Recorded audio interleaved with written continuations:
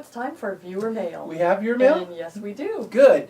If you would like to send viewer mail, please send it to doug@riskandrewards.tv.org. I would be happy to answer your question. What do we have this week? This is from Ralph in Atlanta, Georgia. And he writes, I'm working hard and trying to be smart, but sometimes it's overwhelming.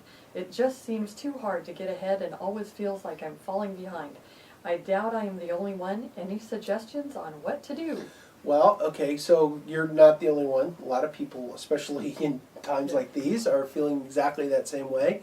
You know, I just got a phone call from a client, or a potential client, it's not really a client yet, that's dealing with an estate from his father. He's dealing with his own retirement. He's dealing with a lot of things that are going on in his life.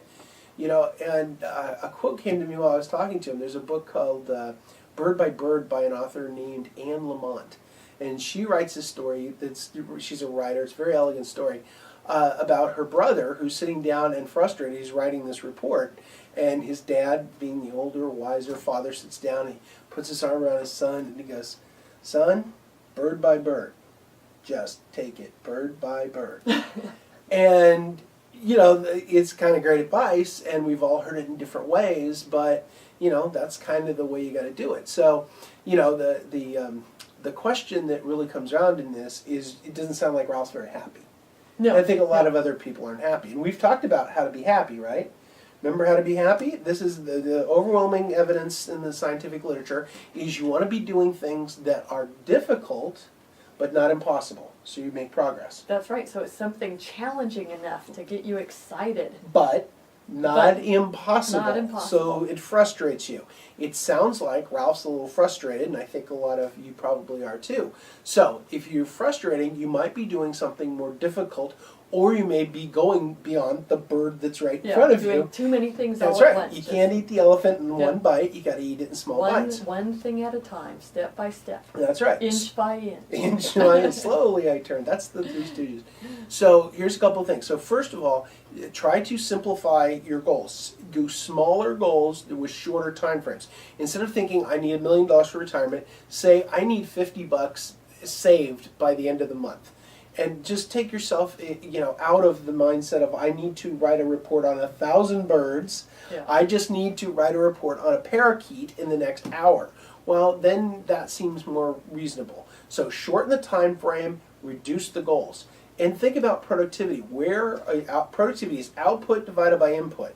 So what you want to be is using your talents and abilities and time and energy to create the most output.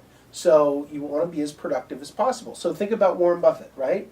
Does he investigate biotech companies? No. No. How about computer companies? No. Internet companies? No, he doesn't understand He them. doesn't understand them. Now, could he learn about them? Sure he could, but that's not productive. It isn't productive for him to go become an expert in biotech. He buys companies called Justin Boots.